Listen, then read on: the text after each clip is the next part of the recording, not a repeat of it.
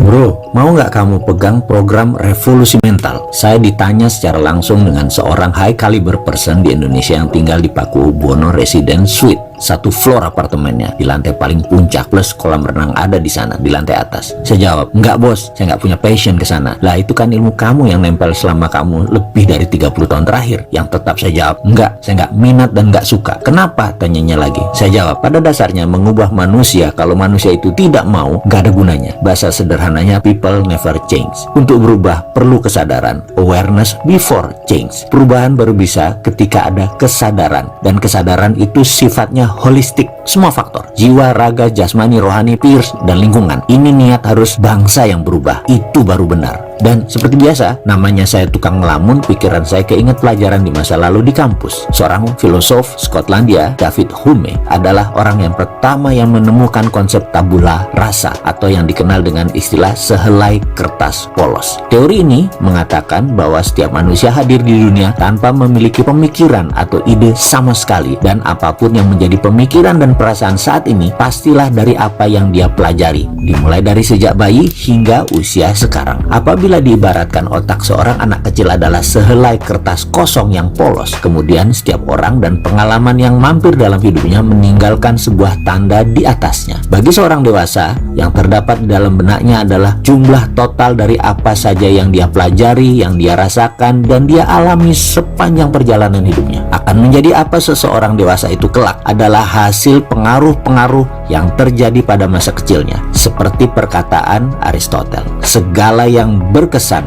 akan terpancar. Dan menurut pribadi saya, dengan basis keilmuan saya yang sederhana ini, kemungkinan terobosan terbesar yang pernah ditemukan orang dalam bidang potensi manusia pada abad ke-20 adalah ditemukannya self-concept. Teori ini mengatakan bahwa setiap orang akan mengembangkan berbagai keyakinan tentang dirinya sendiri dimulai sejak dia lahir. Self-concept Anda kemudian akan menjadi program master yang menggerakkan komputer bawah sadar Anda, yang menentukan apa saja yang Anda pikirkan dan yang Anda katakan, juga yang Anda rasakan dan yang Anda lakukan. Oleh karena itu, semua perubahan yang terjadi pada kehidupan lahiriah Anda dimulai dari perubahan pada self-concept, yaitu dengan perubahan yang terjadi pada apa yang Anda pikirkan dan rasakan tentang diri Anda dan tentang dunia yang Anda hadapi. Seorang anak lahir ke dunia tanpa self-concept sama sekali. Semua ide, opini, perasaan, sikap, atau nilai-nilai yang Anda miliki setelah Anda dewasa adalah hasil pelajaran yang Anda terima sedari kecil. Seperti apa hari ini adalah akibat ide atau kesan Anda pelajari, Anda terima sebagai suatu kebenaran. Ketika Anda percaya bahwa sesuatu itu adalah benar adanya, sesuatu itu akan menjadi benar bagi Anda. Apapun kenyataan yang sebenarnya, Anda bukanlah seperti apa yang Anda pikirkan. Yang sebenarnya adalah apa yang Anda pikirkanlah, itulah Anda. Dengan berbasis pengetahuan ini, saya menjawab pertanyaan teman saya yang tadi tidak mau, karena menurut saya apa yang ada di benak manusia Indonesia saat ini, kertasnya sudah terisi. Bukan hal gampang untuk diubah. Hoak, fitnah, provokator, hal-hal berbau politik, pemutarbalikan fakta, judul berita ke arah propaganda, penggiringan opini, masuk bebas sejak 5 tahun ini. Dan bagaimana merubahnya? Dan kebanyakan nggak mau berubah. Lalu nggak sadar semua, lagi mabok semua. Capek lah berjuang merevolusi mental kalau nggak ada yang niat berubah. Bahkan saat ini anak di golden age 5 tahun ke bawah juga sudah terkontaminasi semua ini dari lingkungan, dari orang tuanya, dari media TV yang on, nyala terus. Jadi mulai dari mana revolusi mentalnya? Mulai dari membangun kesadaran. Caranya kita akan urai bagaimana melakukannya sebentar lagi.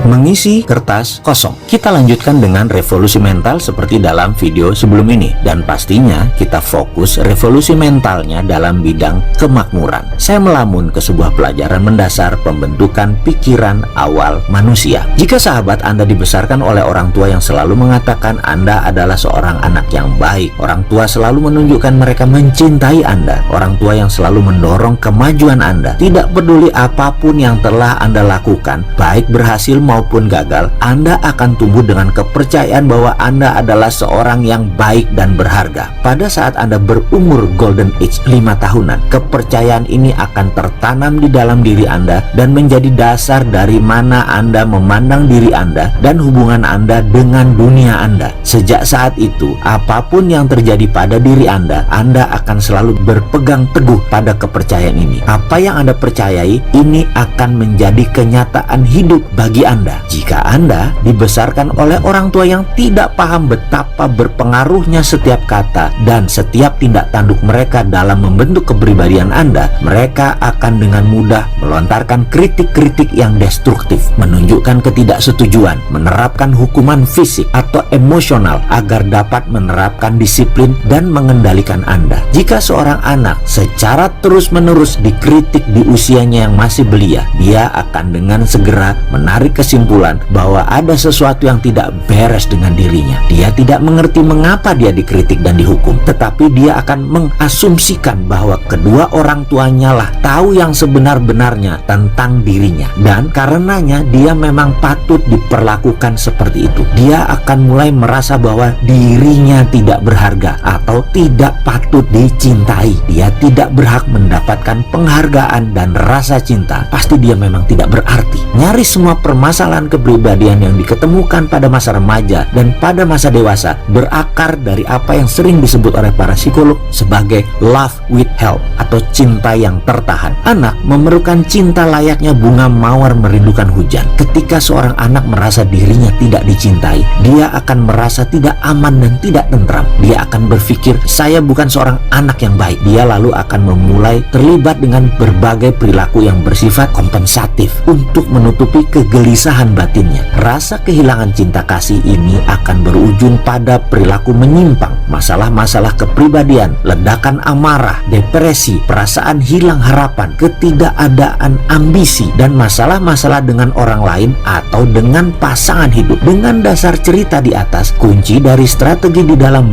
merubah database manusia sebenarnya mudah. Seperti pakar pikiran guru saya di kampus, Profesor Stadler, pernah berujar, whatever you can learn, you can unlearn. Apapun yang bisa kamu pelajari bisa dilepas lagi. Kuncinya sekali lagi, melepas apa yang sudah dipelajari menjadi netral kembali. Dan bagaimana menetralkan pikiran satu bangsa saat ini, atau bagaimana menetralkan pikiran negatif yang kita punya saat ini. Kemudian barulah masuk pelajaran selanjutnya. Selanjutnya apa yang dimaksudkan? Sekali lagi, yaitu tentang kemakmuran. Namun sebelumnya kita harus membangun kesadaran lebih dulu.